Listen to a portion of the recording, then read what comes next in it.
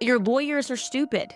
It's like he's like being nice here. He's like, your lawyers are really stupid. Hunter's laptop was Russian disinformation, which was just retrospectively an insane lie, an unbelievably bold lie. Blake's team filed for a slightly modified type of protection order that would include increased protections to third parties. Now, we covered this filing. I told you that essentially what was buried in it was what I would describe as the Taylor Swift clause. As TMZ is now reporting, of course witnesses are staying anonymous. They're terrified of threats and bullying. Now this smells like Blake's PR team trying to spin why they're not coming forward. Who does it benefit when they tell perfectly curated lies to get people really upset, to get the public very upset? Stylist, I'm the costume designer on Gossip Girl. But anyone who works with me, I love that. It's like drinking through a fire hose. You're like, wow, I come in and I'm like, this is what we're gonna do. But it's just because I really I find that fashion is storytelling. It's a way to message so much more than you can with words. Sometimes it's a silent way to message things. So the way that I come into a character is always through the fashion and through the costumes.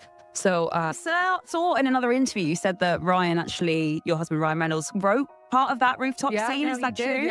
Yeah, that's. I mean, I would have to compare it to the original one, but that's 99% his. Yeah, he just added. I mean, Chrissy Hall wrote an incredible screenplay. It was, one of the reasons that I wanted to do this film. But also, there are natural tweaks and modifications that come in when the actor is hired, and you're trying to infuse your own personality and your own authenticity. And it's like women are people of multitudes, and I think that it was important to me that it didn't just feel like someone's interpretation of like female gaze. Like it really was. This is what we like, this is what we listen to, this is what makes us feel these vibes.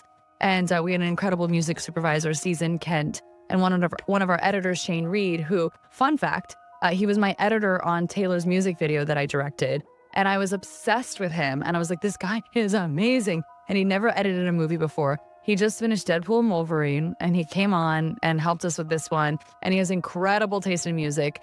And we share the same composer as well from Deadpool and Wolverine. So there's a lot of sharing. Is dumb, and I mean really dumb. She has told on herself so many times, and people digging up old video. And so this is a terrible look for Blake and Ryan Reynolds, but these two seem to be very intent on making every wrong move, in my opinion. Like they truly believe they are too rich and too connected to have to face any responsibility for their lives. Baldoni case, they just sort of take out, smear, and destroy the reputations of people that they don't like, or people perhaps that their clients don't like. But the question is, who do they do that on behalf of? You guys were the ones out there generating negative press against Justin. You bullies were the ones who were trying to ruin Justin so you could have your way on all the scenes and all the wardrobe and all the control, and you could feel like the producer and the director when you weren't. Justin Baldoni was hurt financially by what Blake Lively did with the rumors, and including with the New York Times, that he lost money and he lost opportunity. If the judge actually grants that kind of a protection order, the attorneys would become the judge of what exactly could be designated AEO. Does that make sense? I hope that makes sense. Really not done. So to be honest, what really happened is we were like, we're going to show the movie, and the studio was like, no, you're going to show 20 minutes. So we're like, no, we're going to show the movie. And they're like, it's not done. And I was like, sure. They're like, if everything's not perfect and it's not done, and what if we're going to change things? I was like, we want it to go I literally brought the movie with me on the airplane. I have like a folder, like a disc, like a hard drive. That's my brother from another mother, and you're messing with my cousin, and I'm pregnant. What's he up here? Leading the pack of people, because we're psychotic and we're checking your filings every day. And we said, oh, look, yeah, she's filing for more protection to protect, she thinks it's confidential documents. We just read through this. We showed the public that's what you're doing. Distinguish between the two, what a standard court protective order is and what Blake Lively's team is asking for, which is an attorney's eyes only designation. And under your skin. I'm so excited. I'm under their skin. Blake and Ryan are watching. Welcome back to Tea Time with Tina. So courtroom dramas can sometimes feel like the world's most intense soap opera, minus the overused theme music. But few people walked into this recent legal showdown expecting to witness the kind of spectacle normally reserved for a reality TV finale. On one side, we had actress Blake Lively, who used to be known for her charm, elegance, and picture-perfect red carpet moments. On the other side, we had a judge whose patience for nonsense ranked somewhere between nope and absolutely not. That is the kindest way that a judge can say to you that your lawyers are stupid. It's like he's like being nice here. He's like, your lawyers are really stupid. The moment the hearing started, it became clear this was going to be more dramatic. So what sparked this extra-large serving of legal chaos? It all revolved around demands for personal data, rumors of shady secrets, and a meltdown worthy of its own daytime Emmy. They say Hollywood is built on drama, but apparently, Blake Lively decided the drama needed a triple shot of espresso this time around. In a bold move, she demanded what can only be described as the extra value meal of personal data from Justin Baldoni. Judge in Blake Lively's case just slapped down their psychopathic request for 2.5 years worth of every message that Justin Baldoni and Justin Heath and the PR agents have ever sent to everybody, plus location data. We knew that was going to happen. Imagine receiving a text that says, "Hi, I'd like your phone records for the last couple of years, your medical history, the complete itinerary of your grocery store runs, and a list of every show you binge watched, preferably with timestamps." Sounds like something out of an over-the-top spy thriller, right? According to the grapevine, Blake wanted all of it. Who Justin talked to, when he talked to them, where he was during each call, and possibly whether he prefers pineapple on pizza. Don't worry, Justin, we won't judge your topping choices here. Most legal experts took one look at this request and said, wait, that's not normal, right? Spoiler alert, it's definitely not normal. Lively had modified the request, did not meet those standards, that the request was overly intrusive and disproportionate to the needs of the case. You are not able to hold a logical thought, but guess what? I, as a judge, I am able to hold a logical thought, so we're gonna slap that down. You obviously cannot do that. People wondered if Blake was trying to build the ultimate timeline of incriminating moments or simply planning the world's most complicated trust fall exercise. Whatever her endgame, the courtroom temperature rose about 10 degrees the second that document list landed on the judge's desk. Now, before we fully dive in, don't forget to like and subscribe, because let's face it, I'm nothing without your support. Now back to the tea. Now, if you're thinking a judge might respond with mild curiosity, let's just say Judge Lewis Lyman's reaction was more in line with someone who just found out they've been double charged for their morning latte. Calm, stern, and dripping with that "you've got to be kidding me" subtext, his words sliced through the air like an A-list celebrity whisking past paparazzi. Basically, he told Blake's legal team their request was so disproportionate, it made the 24-hour news cycle look chill by comparison. And he felt that the subpoenas of the Wayfarer party's phone records, even as Blake Lively had modified the request, did not meet those standards. Some of the best legal minds in Hollywood apparently watched this unfold in real time, eyes bugging out like cartoon characters. The judge insisted that personal data from before any alleged smear campaign wasn't just irrelevant, it was about as necessary as wearing fuzzy slippers to a triathlon. Says even though Lively has narrowed her request to exclude the content of calls or messages, the phone records themselves will still contain sensitive information regarding doctors, psychologists, or even acquaintances. But according to Lively's own complaint, this negative campaign did not begin until August of 2024. And then he cites her own filings and says, ma'am, you filed a lawsuit saying, quotes, that the beginning of the plan to destroy Lively's reputation began in August of 2024. Now you're requesting to see everything dating back from 2022. He writes, it is therefore unclear how communications to and from Wayfarer parties in 2022 would reveal individuals who participated in the campaign. The direct slam dunk came when he labeled the strategy overly intrusive and alarmingly incompetent. Ouch. If his words had a sound effect, it would be the comedic sad trombone playing in the background.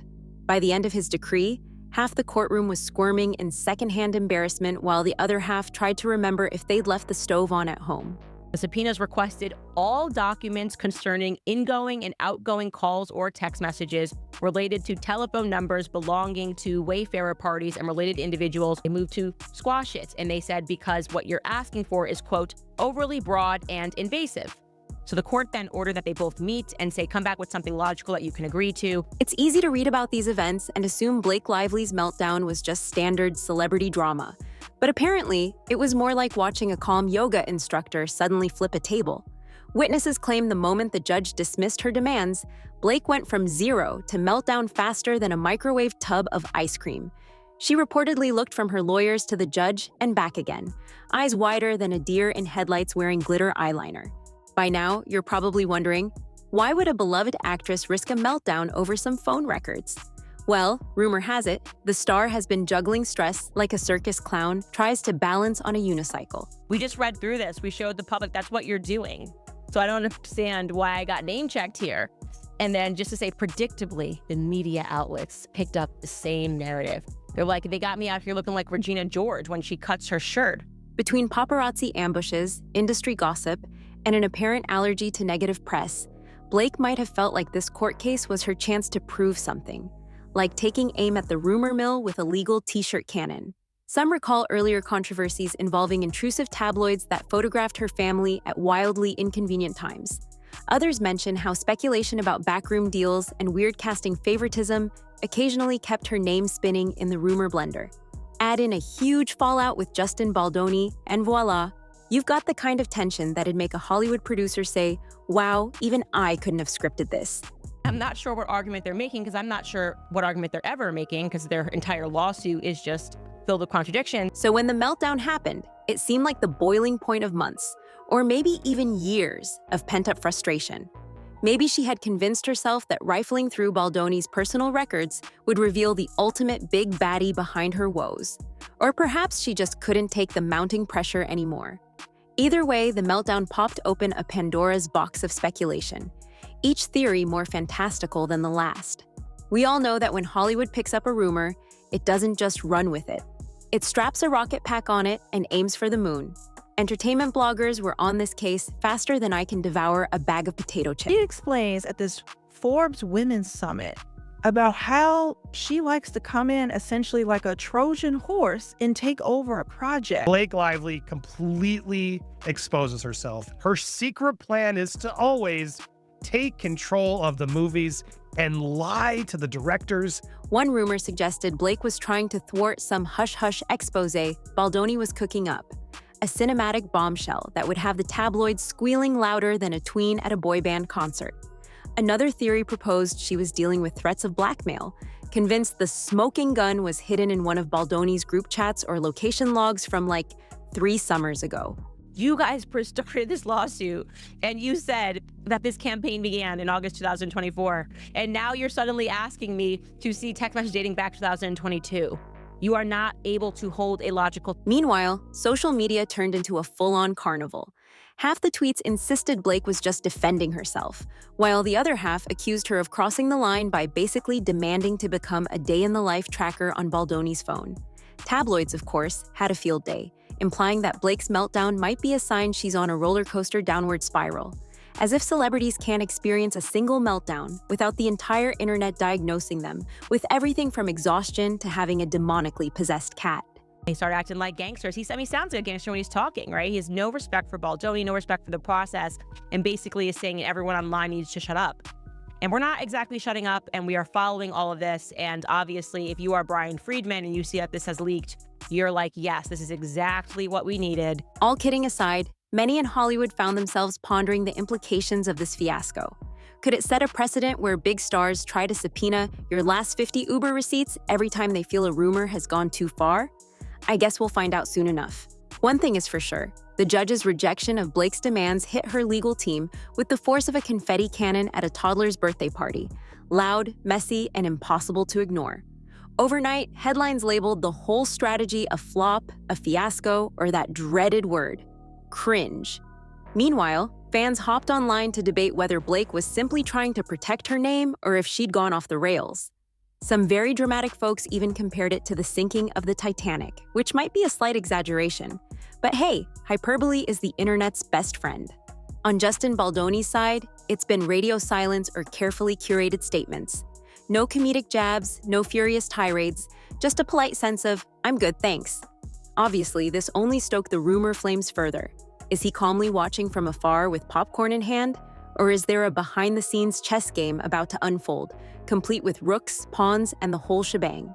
From a career perspective, the big question is whether this meltdown leaves a permanent dent in Blake's reputation. Hollywood is the land of second chances, but it's also the land of short attention spans. One moment you're the belle of the ball, the next, folks are side-eyeing you because you demanded phone logs that read like a NASA mission report. It remains to be seen if Blake will bury the hatchet and the meltdown memes by returning to the spotlight with an interview about her new movie, or if more legal maneuvers are on the horizon. We can only hope they won't require combing through any more phone records or grocery receipts. With the dust sort of settled, we're left with a story that proves even the glitziest celebrities can stumble into courtroom chaos that's both jaw-dropping and, frankly, a little comedic. Blake Lively found herself at the center of a meltdown so intense, it made the rest of us feel better about the last time we got irrationally upset when the Wi-Fi glitched. Meanwhile, the judge's firm stance reminded everyone that you can't just rummage through someone else's personal life because you suspect bad vibes might be lurking. For those of us in the cheap seats, munching metaphorical popcorn as the drama unfolds, there's a serious side to consider. How far is too far when it comes to protecting a public image? And at what point do even the biggest stars realize that privacy is a two-way street, best navigated with caution and probably without demanding a deep dive into someone's entire digital footprint? At this point, nobody knows if Blake is gearing up for another round in the legal ring, or if this meltdown was the curtain call on her quest.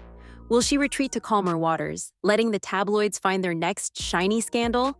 Or is she already plotting a new strategy that won't end with a comedic dunk courtesy of Judge Lyman? The tension is enough to make any TMZ junkie hover over the refresh button, waiting for the next twist. In the end, maybe the real lesson is that celebrities, no matter how flawless they seem on magazine covers, are still human. They get stressed, they freak out, they push boundaries, sometimes too far, and occasionally find themselves in a predicament we can't help but watch with a mix of fascination and secondhand embarrassment. Whether you're Team Blake or Team Please Don't Steal My Medical Records, this showdown will be remembered as a cautionary tale. Because in a world hungry for intrigue, nothing says tune in next time, like a courtroom meltdown that somehow manages to be both mortifying and a little bit hilarious. And as for what's next, well, when Hollywood's involved, never say never. Especially when the plot twists keep on coming like sequels to an unstoppable action franchise.